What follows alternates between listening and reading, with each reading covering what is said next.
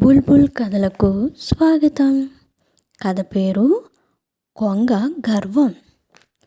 అనగనగా ఓ పెద్ద అడవి. అందులో ఒక కొంగ నివసించేది. దానికి చాలా గర్వం. తనంత దూరం ఎవరూ ఎగరలేరని మిడిసిపడుతూ ఉండేది. ఓ రోజు ఓ బుజ్జి పిచ్చుక కొంగ కంట పడింది. దాని దగ్గరికి వెళ్ళి, ఓ పిరికి పిచ్చుక, నీకు నా అంత ధైర్యమూ లేదు, నాలాగా పెద్ద రెక్కలు లేవు, ఎక్కువ దూరము ఎగరలేవు, నా అంత బలం అంతకన్నా లేదు. అయినా చిన్న చిన్న గింజలు పురుగుల్ని తిని బతికే నీకు నాతో పోలికేంటి అని నానా మాటలంది. దీంతో పిచ్చుకకు కాస్త కోపం వచ్చింది. నీలా ఎగరాల్సిన అవసరం నాకు అస్సలు లేదు. అయినా ఎవరి శక్తి సామర్థ్యాలు వారివి అని సమాధానం ఇచ్చింది. అయితే నాతో పందెం కాసి నన్ను ఓడించు, నీ బలమేంటో నిరూపించుకో చూద్దాం అని వెటకారంగా అంది కొంగ.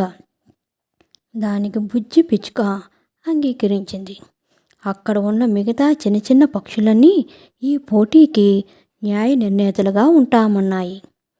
దూరాన ఉన్న ఆ చింత చెట్టును చేరుకుని ఆ పక్కనే ఉన్న తుమ్మ చెట్ల పొదల మధ్యలోంచి ఎగురుతూ ఒక చుట్టు చుట్టుకొని తిరిగి ఇక్కడికి రావాలి.